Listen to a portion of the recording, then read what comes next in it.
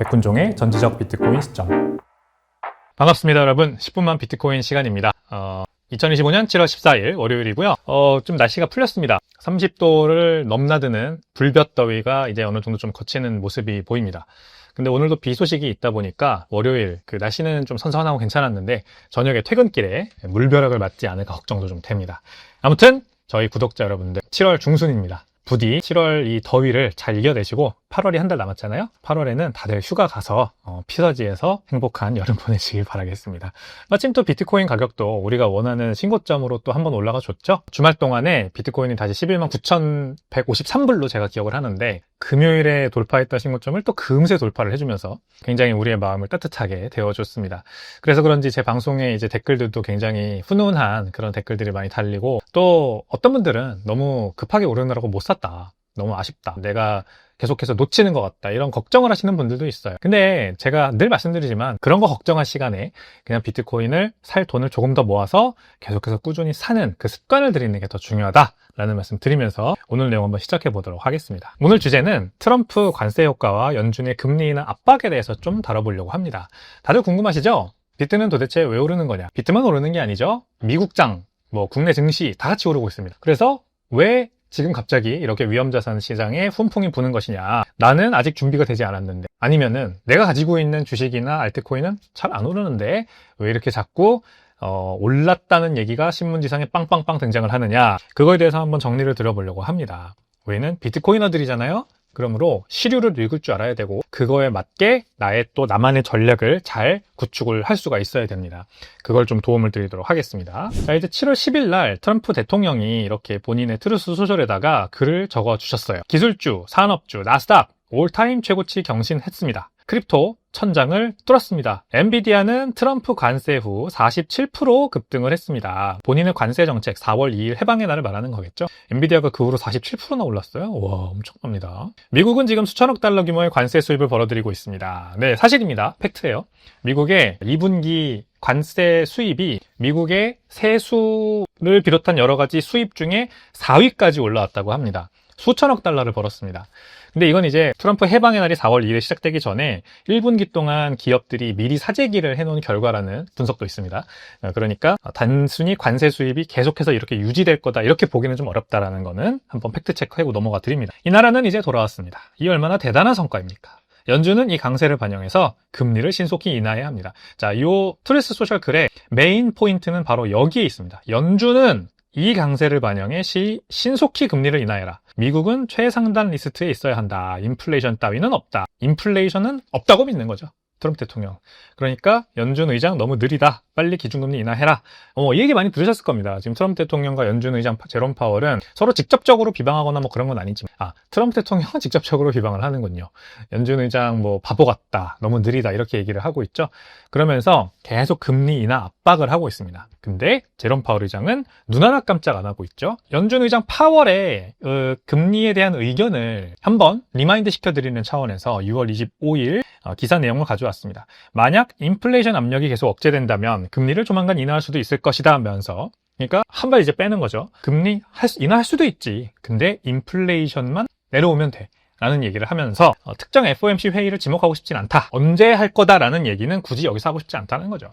내가 못 박을 순 없다, 언제라고. 그러면서 관세로 인해 물가 상승세가 여름 동안 다시 강해질 것으로 예상된다. 이분은 관세 때문에 물가가 올라갈 거라고 보는 거예요. 트럼프와 정반대 입장입니다. 당연히 관세 올라가면 물가 올라간다라고 봐요. 그래서 여름 동안 강해질 거다. 이제 7월, 8월 지나가면서 어떻게 될지 보겠다는 거죠. 그러니까 모두가 다 7월 금리 인하 가능성 없다라고 하는 겁니다. 그러니까 9월에는 그래도 좀 가능성이 있지 않겠느냐 하는 겁니다. 7월, 8월 잘 넘어가면 9월에는 그래도 인하할 수 있다라고 보는 거죠. 자, 그래서 9월까지 경제지표와 관세 효과 좀 더 지켜보겠다. 이게 바로 파월 의장 입장입니다. 근데 지금 계속 시시각각 아무튼 이 관세와 금리와 이 인플레이션에 대한 어떤 전망은 전문가들과 시장에서 시시각각으로 바뀌고 있습니다. 보세요. 트럼프 대통령이 지난 금요일 어떻게 했어요? 브라질 수입품에 50% 관세를 부과하겠다고 밝혔어요. 8월 1일부터 미국 내 커피와 오렌지 주스, 햄버거 등 식료품 가격이 급등할 것이다, 이런 전망이 나오고 있습니다. 왜 브라질이냐? 브라질은 일단 브릭스 국가죠. 게다가 친중 지금 노선을 걷고 있는 룰라 대통령이 집권하고 있습니다. 그러니까 친중하지 마라, 친미해라 라고 하는 트럼프 입장에서는 명확하잖아요, 메시지가. 모든 교섭국들이 다 그거 원하고 있는데 브라질은 지금 말을 듣지 않고 있다 해가지고 지금 50% 관세를 부과하겠다고 했어요. 그러니까 룰라 대통령은 우리도 50% 보복 관세한다, 이렇게 발표를 했고, 우리 미국 없이도, 우리 미국 수출 안 해도 잘 먹고 잘 살 수 있어, 이렇게 오히려 역정을 내고 있습니다. 자, 그래서 이 브라질을 겨냥한 관세 폭탄이 미국 국민들의 식탁 물가 끌어올리는 거 아니냐. 왜? 커피 16.7%, 브라질 수출 중 미국 비중 16.7%나 됩니다. 대체 물량 부족하다, 미국 내 커피 가격이 상승할 거다. 뭐 미국 사람들 커피 엄청나게 마시잖아요. 소고기 2위, 미국 햄버거 체인 소고기 패티 가격 올라간다. 오렌지 주스 41.7%, 물량 부족 및 수입 가격 상승한다. 오렌지 주스 많이 마시죠? 미국의 캘리포니아에 오렌지 농장들이 많이 있지만 그것만으로는 부족한가 봅니다. 항공기, 수송기 63%, 방위산업 등 관련 산업이 타격을 받을 거다. 항공기 수출을 또 브라질이 미국에 많이 하는군요. 몰랐습니다. 자, 이렇게 브라질 관세 50%가 미 경제에 미치는 영향이 많은 전문가들의 인플레이션 우려를 야기하고 있는 중이고요. 그리고 게다가 지금 구리관세까지 얘기를 했어요. 매달 50% 구리관세에 정련동 반제품까지 포함한다. 이것도 지금 사람들이 굉장히 우려하는 부분입니다. 블룸버그 통신은 11일 도널드 트럼프 대통령이 구리에 적용하겠다고 예고한 50% 관세에 정제구리도 포함될 예정이다. 정제구리는 미국이 수입하는 구리 중 가장 큰 비중을 차지하는 품목인데 이게 어디 쓰여요? 전력망, 건설, 자동차 제조, 가전제품 등 산업의 필수 소재래요. 그래서 지금 월스트리트저널, 블룸버그, CNBC 이런 경제지들 보면 구리 관세 얘기가 엄청나게 많이 나오고 있습니다. 이 구리 가격 올라가면은 미국 내 이렇게 가격이 올라갈 요소들이 많다는 거죠. 광범위한 물가 상승이 예상된다. 자, 이게 지금 또 우리의 머릿속을 복잡하게 하는 겁니다. 이제 앞으로 8월 1일이 되면 어떻게 될 것인가? 정말 미국이 드디어 여름을 지나면서 물가 인상이 본격적으로 시작되는 거 아니냐? CPI, PPI, PCE 이런 것들 지금 예상치 부합하거나 살짝 낮게 나오는 식으로 잘 유지되고 있었는데 제롬 파월 의장이 지난 FOMC에서 얘기한 것처럼 내년이 되면은 이제 물가 3% 상승 시대로 다시 돌아가는 거 아닌가? 이런 지금 복잡한 계산들이 깔려 있는 거죠. 자, 그래서 현재까지 보겠습니다. 이 스티브 미란이라고 하는 트럼프 대통령의 경제 책사가 이 차트를 인용을 했더라고요. 그래서 관세 때문에 물가가 올라가는 거는 소행성이 지구에 충돌할 충격만큼 그 가능성만큼 낮다 라고 얘기를 하면서 이 차트를 근거로 내세우던데, 자, 뭐냐면 미국 개인 소비 지출 PCE 상품 가격 및 수입품 가격입니다. 전체 PCE 상품 가격이에요. 상품 가격은 이 파란색 선입니다. 상품 가격이 24년 12월부터 25년 5월까지 이렇게 움직이고 있다. 아시겠죠? 그 다음에 수입품 가격이 이제 이 중에서 빨간색 선입니다. 이렇게 움직이고 있다는 거예요. 그런데 자, 서비스 가격은 제외한 겁니다. 그러니까 상품 가격, 우리 수입품 가격이 어떻게 되나 보자고요. 미국 내 상품 가격이 24년에서 25년 넘으면서 이렇게 올랐다가 100에서 100.6까지 올랐다가 내려갔다가 다시 올라서 지금 100.4에 걸쳐 있죠? 그러니까 24년 12월 작년 말 대비해서 올랐습니다. 전체 상품 가격 올랐어요. 근데 수입품 가격은 어떻게 되느냐? 100에서 시작해서 99.89 요 수준으로 오히려 내려갔습니다. 그러니까 수입품 가격이 트럼프 대통령 집권하고 나서 오히려 내려갔다. 그러면은 관세 영향 없는 거 아니냐? 물가에 관세 영향 없다. 이렇게 지금 스티브 미란 경제책사가 얘기를 하는 거죠. 자, 그래서 이거에 대해서 또 이제 의견이 분분한 겁니다. 자, 사재기 때문이다. 아니다. 진짜 관세는 물건 가격에 영향을 미치지 않는다. 이런 전문가들이 이제 양쪽으로 나뉘어가지고 팽배하게 지금 갈려 있는데, 아무튼 파월 의장은 관세가 물가 상승에 영향을 미친다라고 보는 쪽이라는 거고, 트럼프는 반대쪽에 있다는 거고, 이게 지금 중요한 겁니다. 자, 미국 경기는 괜찮습니다. 미국 제조업과 서비스업 경기를 제가 ISM 그 제조업 지수, 그 다음에 서비스업 지수 자주 보여드리죠.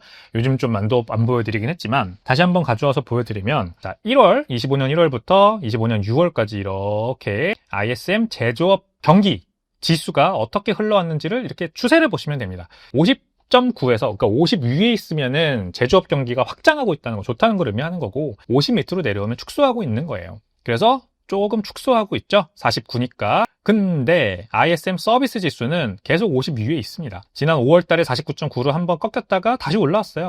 괜찮습니다. 그래서 사실, 그리고 이 ISM 제조업 지수도 50.9에서 49면은 그렇게 많이 내려온 것도 아니고, 미국 경기는 여전히 괜찮다. 가격도 계속 견조하게 유지되고 있다. 물가가. 그리고 새로운 신규 주문도 제조업 같은 경우에는 많이 꺾였지만 55에서 시작해서 지금 46이니까 사실 서비스업이 완전히 잘 버티고 있죠. 51.3이었고 여전히 51.3입니다. 그러니까 역시 서비스 경기가, 서비스 산업이 미국의 소비를 진작시키고 미국은 소비의 나라고 소비가 GDP 성장을 이끌고 라는 게 이 서비스업 지수를 보면 볼 수가 있는 겁니다. 미국인들의 소비여력은 여전히 괜찮다. 이거를 이제 ISM 제조업이랑 서비스업 지수를 같이 보면서 우리가 판단할 수 있는 거고요. 그리고 고용시장이 또 굉장히 좋습니다.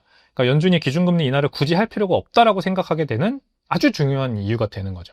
일단 실업률이 여전히 4.1%입니다. 3, 4, 5월에 4.2%가 유지되면서 1월 달에 4%였는데 올라가나? 라는 느낌이 들었었는데 6월 달에 다시 4.1%로 내려왔습니다. 실업률이 아직도 완전 고용 상태다. 이게 이제 연준 입장에서는 굳이 기준금리 인하? 왜? 고용 경기 좋은데 이렇게 생각하게 만드는 거고, 신규 실업수당 청구 건수 24만 8천 건, 전월 대비 동률입니다. 조금 올라가는 느낌은 들죠, 과거 대비해서. 근데 그렇게 크게 급격하게 늘고 있지는 않은 모습이고, 자, 그 다음에 계속 청구 건수 동률, 새로운 신규 잡 오프닝 동률, 그 다음에 하이어 신규 고용, 그 다음에 퇴사 다 동률입니다. 그리고 ISM 쪽에서의 고용, 그 다음에 ISM 제조업에서의 고용 모두 그렇게 크게 나빠지진 않고 있어요.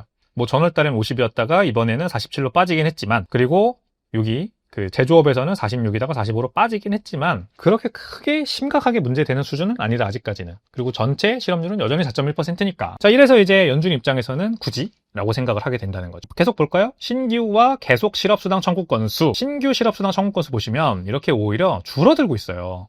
월을 계속하면서 줄어들고 있습니다. 그러니까 계속 실업수당 청구 건수는 이렇게 늘어나는 모습이지만 이것도 꺾일 것으로 보이죠, 이제. 왜냐면은 신규가 줄고 있으니까. 계속도 이제 6월달이 지나가면 7월, 8월, 9월 이렇게 결과 나오면서 아마 이렇게 줄어들 거로 보입니다. 그러니까 실업수당 청구 건수가 줄어든다. 그러니까 나 실직했어요, 지원금 좀 주세요 하는 청구 건수가 계속해서 줄고 있다. 미국의 고용시장이 괜찮다 라고 볼 수밖에 없는 거죠. 참 신기하긴 합니다. 미국 경기가 후퇴하고 있지 않다. 관세가 이렇게 크게 올라갈 것으로 예상이 되고, 그 다음에 어쨌든 이제 금리가 굉장히 높은 수준에 오랫동안 머물고 있음에도 불구하고 경기가 아직 괜찮구나. 미국인들이 아직 소비 여력이 있구나. 미국인들 돈 많구나. 라는 거를 우리가 한번 읽을 수 있는 대목입니다. 자, 그래서 CME의 패드워치 전망, 7월 달 전망에 따르면 94.8% 동결할 거다, 이렇게 보는 시각이 우세합니다. 9월 FOMC 미팅으로 가면 한 56% 정도로 한 차례 내릴 거다. 베이비 스텝? 베이비 디클라인인가요? 한 0.25%포인트 내릴 거다라고 보는 시각이 조금 더 우세합니다. 그래서 이렇게 7월 달엔 금리는 안 할 거다라고 보는 거고, 자, 이제 트럼프 대통령이 이게 싫은 거죠. 그래서 본론으로 들어갑니다, 우리. 자, 그러면 비트코인 가격 왜 11만 9천 불 신고점 갔냐? 나스닥과 S&P 500 지수 왜 갑자기 신고가 다시 경신하고 있냐? 그리고 막 들썩들썩하죠, 지금 위험자산 시장. 제가 오늘 아침에 기사 보니까 이 레버리지 ETF 투자 비중이 올해 역대 최고치로 올라갔다고 합니다. 그만큼 비이성희 시장을 조금 이제 계속해서 영역을 넓혀가고 있는 거고, 개인 투자자들의 투자 심리가 굉장히 좋아지고 있는 지금 상황인 거예요. 지금까지 계속 말씀드린 거는 기준금리 인하 가능성 없는데, 물가 상승 가능성 있는데, 이 상황에서 왜 사람들이 갑자기 이렇게 투자 하면서 나서고 있냐는 거죠. 제가 봤을 때는 이겁니다. 트럼프 대통령이 다음 연준 의장을 빠르게 갈아치울 가능성이 크다. 이 기사를 지금 월스트리트 저널이 계속해서 연일 보도하고 있어요.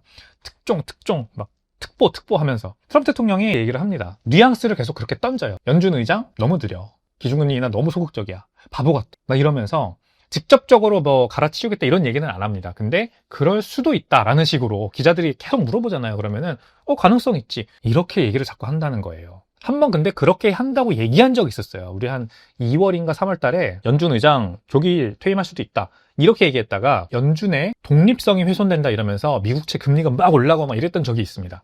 그래서 트럼프 대통령이 조금 조심스러운 것 같기는 해요. 하지만 계속해서 가능성을 내비치고 있어요. 요즘 따라 더욱 가열차게. 자, 그런데다가 이렇게 트럼프 최측근 지금 백악관 인사들까지 나서가지고 제롬 파월 연준 의장을 빨리 퇴임시켜야 한다라는 얘기를 막 하고 있거든요. 이 러스 바우트라는 분은 백악관 예산관리국 국장입니다. 그래서 뭐라고 하나 보세요. 제롬 파월 연준 의장은 연준을 심각하게 잘못 운영하고 있다. 2023년 회계연도 이후 연준 역사상 처음으로 적자를 기록하고 있는 상황에서, 연준도 이 은행입니다. 그래가지고 수익이라는 게 존재하고 손실을 볼 수가 있는데 적자래요. 연준 본부 리노베이션 공사 비용이 예산을 크게 초과하고 있다, 이러면서 이게 제롬 파월 의장 탓이다, 이렇게 지금 화살을 돌렸어요. 이것도 굉장히 지금 미국 정가에서 핫한 뉴스가 지금 되고 있습니다. 제롬 파월 의장이 보세요. 계속 읽어드릴게요. 현재 공사 비용은 25억 달러로 당초 예상보다 약 7억 달러나 더 많은 금액이 투입되고 있다. 루프탑 정원, 수경시설, VIP 전용 엘리베이터, 고급 대리석 등 호화 시설이 여기 포함되어 있대요. 약간 네거티브죠. 그러니까 야, 이게 제롬 파월이 왜 지금 연준 의장에서 안 물러나려고 하는지 알겠어. 이런 거 만들어서 자기가 지금 여기서 호의호식 하려고 하는 거네. 약간 이런 지금 내러티브를 씌우고 있는 겁니다. 평방 피트당 리노베이션 비용이 1923달러에 달하며 이는 일반적인 그 연방 준비 제도 건물 리노베이션 비용의 2배 수준이다. 보통 리노베이션 비용의 2배 수준이다. 오늘날 기준으로 베르사유 궁전을 리노베이션 하더라도 30억 달러밖에 안 들었을 거다. 근데 연준 본부 리노베이션 공연이 공사 비용이 25억 달러 들었다. 재밌죠, 여러분? 이 네거티브로 치닫고 있습니다. 이제 한 사람이 흠집 잡아서 이 사람을 이제 정치적으로 바보 만든 다음에 스텝 다운하게 하려는 그런 지금 모습이 여기에서 보이고 있는 겁니다. 자, 그렇습니다. 그래서 이분이 편지를 보냈대요. 제롬 파월 의장에게 요런 항목들을 다 질문을 달아가지고 답변하세요. 이렇게 보냈답니다. 그래가지고 아마 이제 의회 청문회 같은 게 연준 의장 의회 청문회 같은 게 조만간 열릴 텐데 여기에서 이거에 대한 질문들이 아마 엄청나게 파상 공세가 나올 거로 예상이 되고요. 어쨌든 지금 트럼프 대통령은 아직 임기가 많이 남아있고 그 다음에 양원이 다 지금 공화당 다수로 돼 있기 때문에 연준 입장, 파월 입장에서는 좀 불리한 입장이고 앞으로 굉장히 많이 수세에 몰릴 것으로 예상이 됩니다. 이것 때문에 증시가 화답을 하는 거예요. 아시겠죠? 되게 간단한 이유지 않습니까? 사실 어이없으면서도 간단한 이유. 트럼프 대통령이 연준 의장을 갈아치우고 자신의 그 기준금리 인하를 더 쉽게 많이 해줄 수 있는 자기 측근으로 갈아치운 다음에 이제부터 리플레이션, 정부 주도 경기 확장 장세를 만들어 줄 거다. 리플레이션은 그런 의미입니다. 정부가 나서서 경기 침체 이후에 재정 확장을 해서 경기 부양을 하고 물가 상승을 용인하는 그걸 리플레이션이라고 하는데 트럼프 발 리플레이션을 지금 사람들이 다 기대하고 있기 때문에 미리 증시와 비트코인이 화답을 하는 거예요. 저는 이거밖에 지금 떠오르지가 않습니다. 오로지 이 이유다. 자, 그 다음에 제가 얼마 전에 소개해드렸죠? 페니메와 프레디맥을 조종하는 연방주택금융청장 빌풀트, 그쵸? 빌풀트 비트코인을 이제 페니메와 프레디맥의 주택담보 대출 심사 자산으로 편입하겠다라고 했던 그분이죠. 그 빌풀트도 나와서 윌리엄 제이 펄트가 그분입니다. 윌리엄을 빌이라고도 부르잖아요. 빌 풀트가 제롬 파월 의장이 사임을 고려하고 있다는 보도를 듣고 매우 반가운 마음이 들었다. 저는 이것이 미국을 위한 옳은 결정이며 그 결과 경제는 활기를 띨 것이다. 이렇게 생각합니다. 라고 또 이분도 한마디를 하신 거예요. 자, 이렇게 트럼프 최측근, 백악관 인사들, 뭐 이런 정계에 있는 사람들도 나서서 지금 제롬 파월 의장을 압박을 하고 있습니다. 과연 내년 6월까지 임기가 남아있는 제롬 파월 의장이 미리 스텝다운을 하고 정말 기준금리 인하를 이제부터 막 신나게 해줄 그 트럼프 측근이 연준 의장으로 들어오게 될지가 모두의 초미의 관심사인 거죠. 제 의견을 말씀드려볼까요? 저는 가능성은 반반이라고 생각을 합니다. 하지만 만약에 진짜 그렇게 된다면 그렇게 좋지 않은 상황이 펼쳐질 거라고 봐요. 미국이라는 나라의 신뢰에 금이 가는 겁니다. 이거는 미국의 금융 시스템, 그나마 여기는 그래도 투명한 시장이야 라면서 사람들이 믿고 투자하고 있고 아직도 미국채를 투자하고 있는데 연준 의장의 독립성을 훼손시키고 이런 식으로 정치적으로 압박해서 물러나게 한 다음에 만약에 기준금리 인하를 한다. 정부 마음대로 하는 거잖아요, 결국. 이러면 자, 단기간에는 이제 불장이 펼쳐지겠죠. 불을 뿜겠죠, 말 그대로. 이제 다 억눌려 있었는데 야, 이제 기준금리 인하하겠구나 하면서 막 자산시장이 막 올라갈 겁니다. 그게 좋은가요? 근데 저는 잘 모르겠습니다. 저는 단기적으로 비트코인의 가치 상승을 바라지도 않고 뭐 가격이 순식간에 많이 오르면 그때 팔 생각이 있는 것도 아니라서 그런 게 전혀 좋다고 생각이 되지 않고요. 오히려 그냥 금융 시스템에 대한 회의와 어떤 불안함과 비관적인 전망만 계속 상승을 하는 거죠. 제 머리에서는. 그래서 오히려 비트코인에 대한 더 필요성만 더 대두된. 그래서 비트코인이 만약 그렇게 된다면 트럼프발 리플레이션의 결과는 결국 거품일 겁니다. 자산시장 거품, 비트코인에도 거품. 그래서 크게 올랐다가 그만큼 크게 오른 만큼 크게 떨어지는 그런 다시 한번 붐앤버스트 사이클이 발생할 가능성이 크다고 보고요. 정확한 시점은 알 수 없죠. 그게 빨리 오면은 뭐 2025년 말일 수도 있고 좀 늦게 오면은 2026년으로 연장될 수 있다고 저는 봅니다. 그 과정에 또 얼마나 많은 알트코인 드립들이 등장을 할 거고 뭐 이번에는 또 뭘까요? 어떤 드립들이 등장을 해서 알트코인들의 가격을 밀어 올리고 그 다음에 주식시장에서도 뭐 2021년에 스펙 합병 붐이나 아니면은 뭐 메타버스 관련 주들 급등 이런 것들에 비견되는 그런 거품이 형성되고 또 무너질지 이런 것들이 사실 저는 좀 보여서 그렇게 달갑지만은 않습니다. 자, 그렇게 한번 정리를 드려보겠습니다. 아무튼 최근에 비트코인 가격 상승의 이 가장 큰 촉매제는 트럼프발 리플레이션에 대한 기대감이다. 이렇게 정리를 드리고요. 저는 다음 시간에 더 재밌는 내용으로 찾아오겠습니다. 여러분 댓글 많이 남겨주시고요. 구독, 좋아요, 알림 설정 부탁드립니다. 감사합니다.